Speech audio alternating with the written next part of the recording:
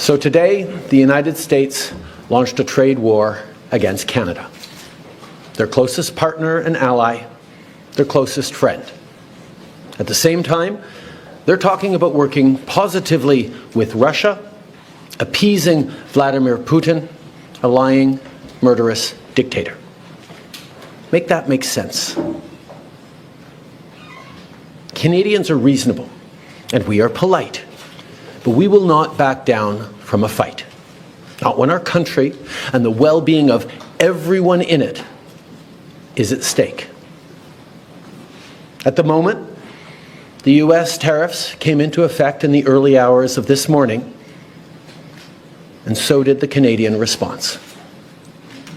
Canada will be implementing 25% tariffs against $155 billion worth of American goods, starting with tariffs on $30 billion worth of goods immediately, and tariffs on the remaining $125 billion of American products in 21 days' time.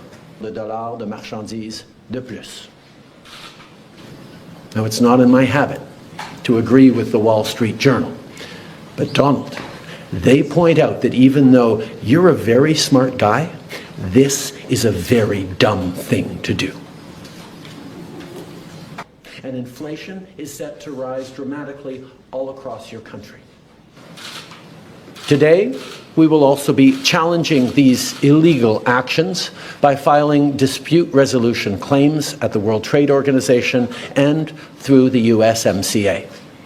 But in the meantime, our tariffs will remain in place until the US tariffs are withdrawn, and not a moment sooner. And should these tariffs not cease, we are in active and ongoing discussions with provinces and territories to pursue several non-tariff measures. Measures which will demonstrate that there are no winners in a trade war. Incredible work we've done together to tackle the scourge. We don't want this. We want to work with you as a friend and ally. And we don't want to see you hurt either. But your government has chosen to do this to you. As of this morning, markets are down, and inflation is set to rise dramatically all across your country. Your government has chosen to put American jobs at risk, at the thousands of workplaces that succeed because of materials from Canada or because of consumers in Canada, or both. We designated 7 drug cartels. There is absolutely no justification or need whatsoever for these tariffs today. Now, the legal pretext your government is using to bring in these tariffs is that Canada is apparently unwilling to help in the fight against illegal fentanyl. Well, that is totally false. To protect our citizens. And now, to my fellow Canadians, I won't sugarcoat it. This is going to be tough, even though we're all going to pull together, because that's what we do.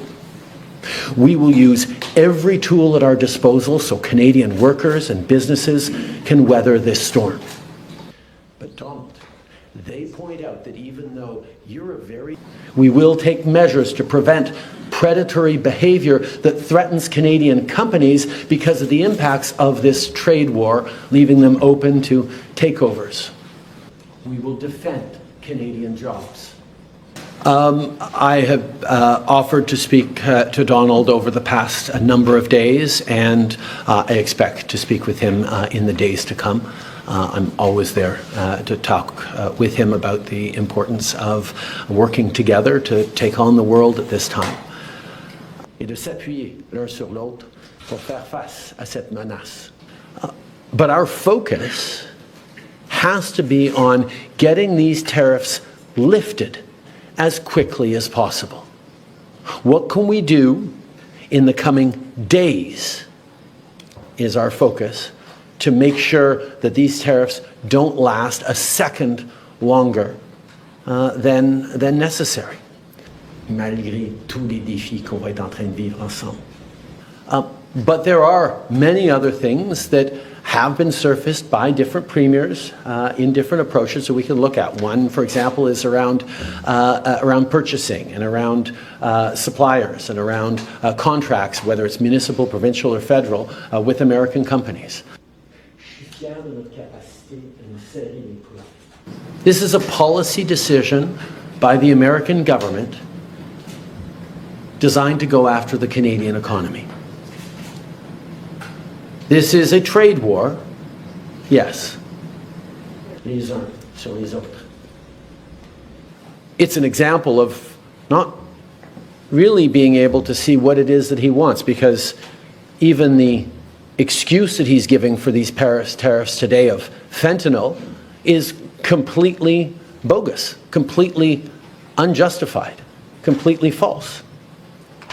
So we actually have to fold back on the one thing he has said repeatedly, that what he wants is to see a total collapse of the Canadian economy.